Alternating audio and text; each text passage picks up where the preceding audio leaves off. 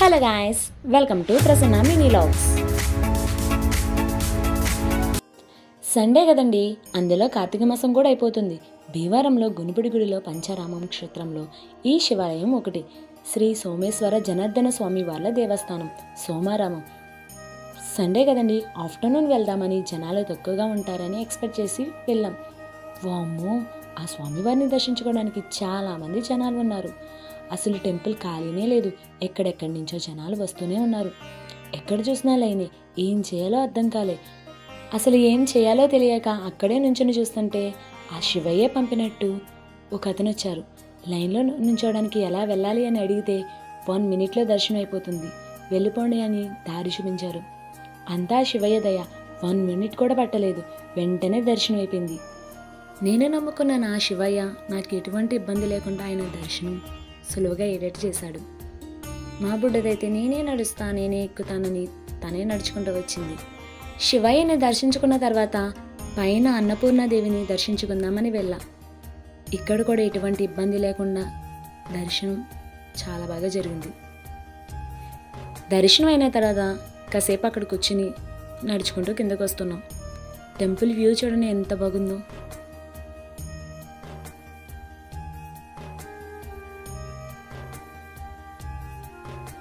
దర్శనం చేసుకొని కిందకి వస్తుంటే సాలగ్రామ దానాలు ఇస్తున్నారు.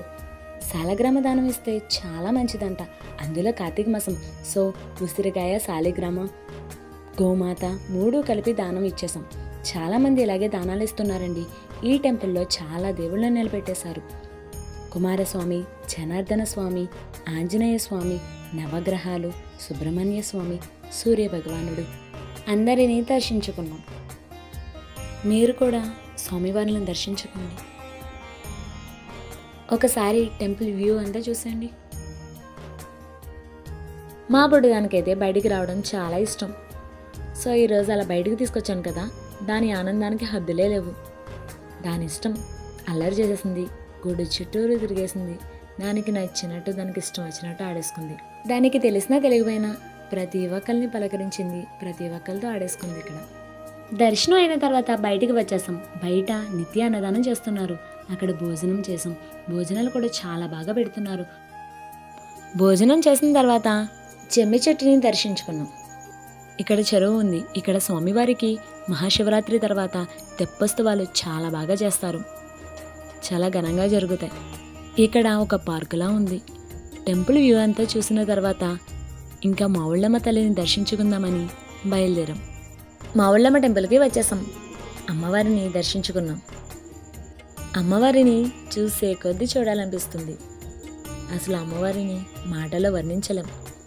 అమ్మవారిని దర్శించుకున్న తర్వాత కేఎల్ఎంకి వెళ్ళి చిన్న షాపింగ్ చేసాం. షాపింగ్ చేసిన తర్వాత ఇంటికి బయలుదేరాం. దారిలో అలా ఒక జ్యూస్ తాగి ఇంక ఇంటికి బయలుదేరిపోయాం. ఈరోజు అలా హ్యాపీగా శివయ్యను, మావుళ్ళమ్మను దర్శించుకున్నాం. నెక్స్ట్ వీడియోలో కలుసుకుందాం. Thanks for watching. Please like, share and subscribe my channel.